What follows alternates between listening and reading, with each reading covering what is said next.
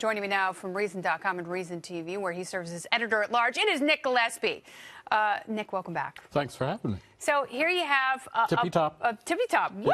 Yeah. And the tippy top be damned to hell. I know, tippy top getting it. So you have a lot of people who are hurting because of areas of their life where there's so much government tinkering. So Elizabeth Warren wants to overburden the economy, creating more big government programs. Is that the best way to go about solving this? I don't think so. And I mean, you know, her wealth tax, as you were pointing out, in Europe, this has been tried. And, you know, in countries that there's a lot less opposition to taxing people. They all got rid of their wealth taxes because they're actually very hard to implement and to do with any kind of meaningful way. If you're talking about people with $50 million, they're going to find ways around this in a way that really shrivel up the amount of money that it actually raises. So, you know, there's a pragmatic problem with it. There's a constitutional issue because it generally is considered a type of direct tax that the Constitution forbids. Which is different than an estate tax or an income tax, and obviously not a sales tax. Right, you know, which are on discrete events, not an ongoing kind of compilation of wealth. So it would be tied up in the courts forever.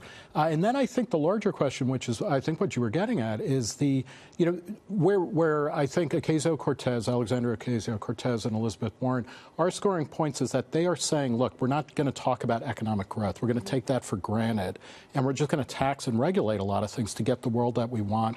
And I think a better approach actually is to figure out how do you grow the economy so that it's growing at 3 or 4% rather than at under 2% as it has been for like the past several years, because it's actually economic growth that gives rise to rising living standards of living throughout time, and it also helps keep prices in check. I mean, you're absolutely right that healthcare and education have massive inflation, like much more than the regular rate of inflation. Those are also markets that are dominated by government financing.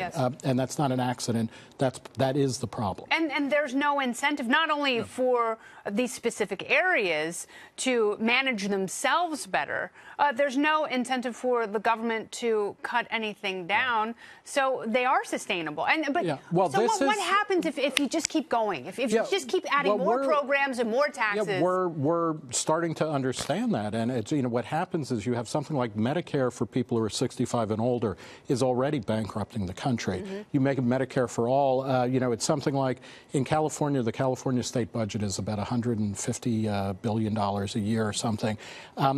Gavin Newsom's plan for a version of Medicare for all in California would cost $400 billion.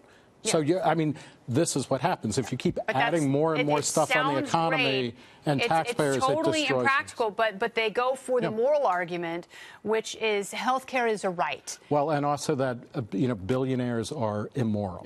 You know, that is a policy failure. And I think that's really problematic. You know, and again, I'll say I can understand, you know, it's like $1 billion. I mean, I have no way of even conceptualizing that. But, you know, people like Howard Schultz of Starbucks or people like Bill Gates or Jeff Bezos, they didn't get their money by stealing it from people. And the least of the thing that's interesting about a good free market society is that some people become billionaires. It's that you have people getting more and more stuff at cheaper and cheaper prices at higher and higher quality. And that goes for food, it goes for education, it goes for clothing, it goes for jobs, it goes for lifestyles. And that's what we should be focusing on. How do we grow the economy and make it so that it is expanding in a way that everybody wins? Yes, and individualism is not a filthy pornographic concept. I don't think so. And when you have... Well, it can be. Thank God. I'm pretty sure that's a pretty big niche but if that's my choice. That is a right. Yes. If you want my cold dead filth hands. in your cold dead hands, that is your right. You stealing money from me to provide someone else with health care, that is not your right.